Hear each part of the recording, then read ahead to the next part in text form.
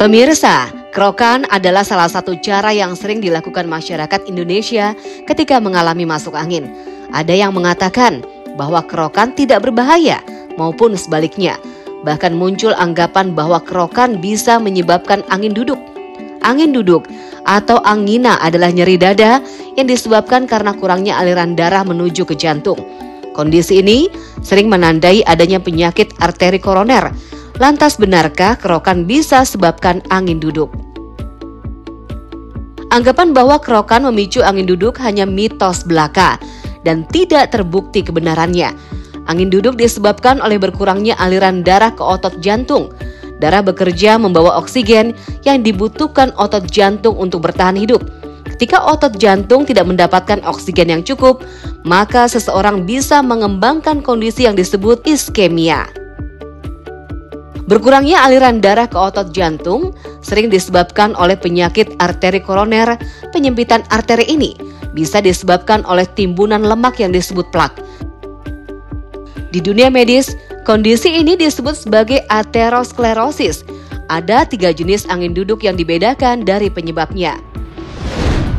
Angina stabil dipicu oleh aktivitas fisik, misalnya menaiki tangga, berolahraga atau berjalan.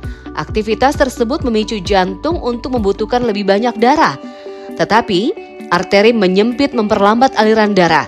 Selain aktivitas fisik, faktor-faktor lain seperti stres emosional, suhu dingin, makanan berat, dan merokok juga dapat mempersempit arteri dan memicu angina. Angina tidak stabil. Ketika timbunan lemak yang ada dalam pembuluh darah pecah atau membentuk gumpalan, kondisi ini memblokir atau mengurangi aliran darah melalui arteri yang menyempit. Akibatnya, aliran darah yang menuju jantung bisa berkurang secara mendadak. Angina venous metal.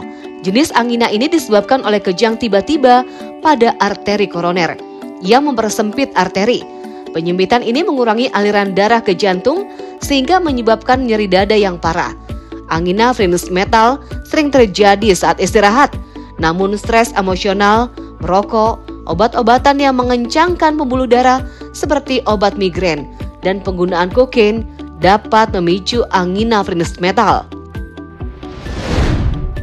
Gejala utama angin duduk adalah nyeri dada, namun nyeri dada yang disebabkan oleh angina biasanya terasa berat dan bisa menyebar ke lengan kiri, leher, rahang, atau punggung.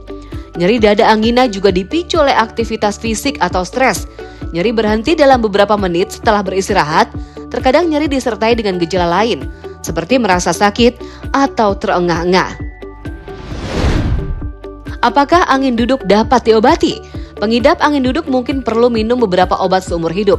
Pemberian obat-obatan ini bertujuan untuk mengobati serangan nyeri dada yang tiba-tiba muncul, mencegah serangan kembali terjadi, dan mengurangi risiko serangan jantung dan stroke. Jika obat-obatan tidak cocok atau tidak membantu, operasi diperlukan untuk meningkatkan aliran darah ke otot jantung.